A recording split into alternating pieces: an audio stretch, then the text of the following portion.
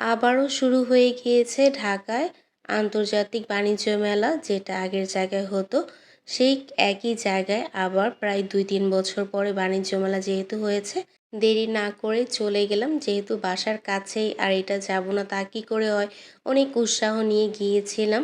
আর যেহেতু এবার এটা চীন মন্দির সম্মেলন কেন্দ্রের ভিতরেই হয়েছে, আর এত ছোট একটা স্পেসের মধ্যে এতগুলো স্টল বসছে ঘিজিবিজি, এমন একটা অবস্থা। এরপরে গিয়েছিলাম আমি শুক্রবার। সব কিছু মিলিয়ে এত পরিমাণ ভিড়, আমি ওরকম ভালোভাবে কোনো স্টল ঘুরে দেখতেই পাইনি। তো আমি কিছু জুতার স্টলগুলো যেগুলো আসছিলো ইন্ডিয়া আর পাকিস্তান থেকে, ওগুলো টুকটাক দেখেছি। যেহেতু আগের বাণিজ্য মেলাটা অনেক বড় হইতো, পুরো মাঠ জুড়ে হইতো, এই কারণে অনেক দেশের থেকে স্টল বসতো আর এত বড় হইতো, সব কিছু পাওয়া যেত। ওই হিসাবে এটা অনেক ছোট ঘিজিবিজি হয়ে গেছে। তারপরেও যেতটুকু দেখতে পেরেছি অতটুকুর মধ্যেই টুকটাক হালকা পাতলা কিছু কেনাকাটা করেছি। যেহেতু ২-৩ বছর ধরেই সেই ৩০০ ফিট বাণিজ্য মেলা হয়, তারপর এর মাঝে ১ বছর গিয়েছিলাম, গিয়ে দেখে এসেছি কী ধরনের বাণিজ্য মেলা হয়। ভালোই হয়, খারাপ না। এরপর ঘুরে ঘুরে দেখলাম কী কী স্টল বসেছে। মোটামুটি টুকটাক নানান ধরনের সব কিছু মিক্স করে স্টল বসেছে। আর জুতার দোকানগুলো ঘুরে দেখলাম বেশিরভাগ একই টাইপেরই জুতা, যেগুলো আমাদের প্রায় নিউ মার্কেটেই পাওয়া যায়। তো ওরকম একটা আহামরি আমার ভালো লাগেও নাই, দেখেও না দেখার মতো একটা অবস্থা। এরপরে যাও বলছিলাম নিবো, এরপর দেখি প্রাইসও সব কিছু মিলে অনেক বেশি হয়ে যায়, এই কারণে আর নেওয়া হয়নি আমার।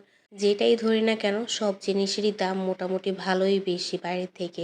যেটা বাইরের থেকে ১০০-১৫০ কিনতে পারবো, ওইটা এটার ভিতরে আসলেই ৩০০-৫০০, মানে এরকম একটা অবস্থা। এরপর ঘুরতে ঘুরতে একটু বের হলাম, বের হয়ে একটু রিল্যাক্স করলাম। যেহেতু ভিড়ের মধ্যে হাঁটা যাচ্ছে না, মানে দাঁড়াইলেই মনে হচ্ছে ঠেলে ঠেলে আরেক দোকানের সামনে নিয়ে যাচ্ছে, যাবো এই দোকানে নিয়ে যায় আরেক দোকানে, এমন একটা অবস্থা হয়ে গেছে।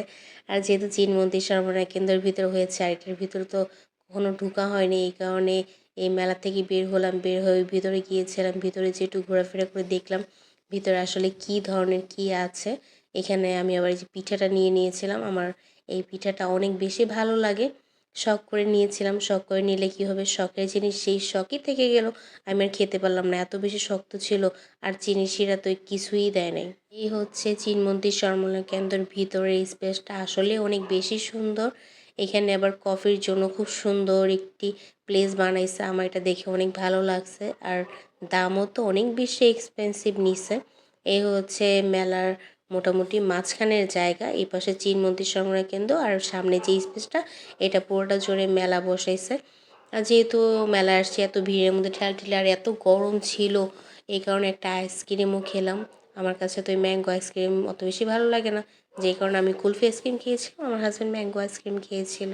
যেহেতু চলে যাব বাসায়, এরপরও চিন্তা করলাম যে আবার একটু ঘুরি, একটু ঘুরে দেখে আসি, যেহেতু আর আসবো না, এত ভিড় আর ছোট একটা স্পেস তেমন কিছুও নেই। এরপরও চিন্তা করে আবার ঢুকে গেলাম ভিতরে, ঢুকে একটু ঘুরে ফিরে আসলাম। আর যেহেতু আমার নতুন সংসারে ঘর বাড়ি সুন্দর করে সুন্দর সুন্দর টুকিটাকি জিনিস দিয়ে ঘর সাজানো হচ্ছে, তো যেটা দেখি ওইটাই ভালো লাগে। তো দেখি ঘুরে ঘুরে কোথায় কী ভালো লাগবে ওইটাই কিনে নিয়ে যাব। আর এই ধরনের বড় বড় পাপোশগুলো আমার অনেক বেশি ভালো লাগে, আমি আমার ঘরের জন্য একটা এনেছি। এই হচ্ছে আমার মেলার ঘোরার ভিডিও। অনেক কষ্ট করে বের হয়েছিলাম, যেহেতু সন্ধ্যাও হয়ে যাচ্ছে, এরপর বের হয়ে গেলাম। আর আমার বাসা থেকে মোটামুটি ভালোই কাছে, এরপর রিক্সা নিয়ে চলে আসলাম। আর বাইরের আবহাওয়াটা, এটা হচ্ছে আগারগাঁতে, আগারগাঁর রাস্তাটা দেখেন কত সুন্দর লাগতেছে। আর এমন লাগতেছে মনে হচ্ছে কুয়াশা পড়ে পুরো মেঘে ঢাকা যাচ্ছে। এরপর চলে আসলাম বাসার সামনে, এসে টুকটাক কিছু খাওয়া দাওয়া করলাম। আর এটা হচ্ছে আশা ভার্সিটির সামনে, এখানেও নানান ধরনের স্ট্রিট ফুড পাওয়া যায়, আপনারা চাইলে আসতে পারেন। আর এই ভাইয়ার কোল্ড কফিটা আমার অনেক বেশি ভালো লাগে, অনেক ঘন ঠিক হয়। সবাই ভালো থাকবেন, আমার ভিডিওর পাশে থাকবেন। আল্লাহ হাফেজ।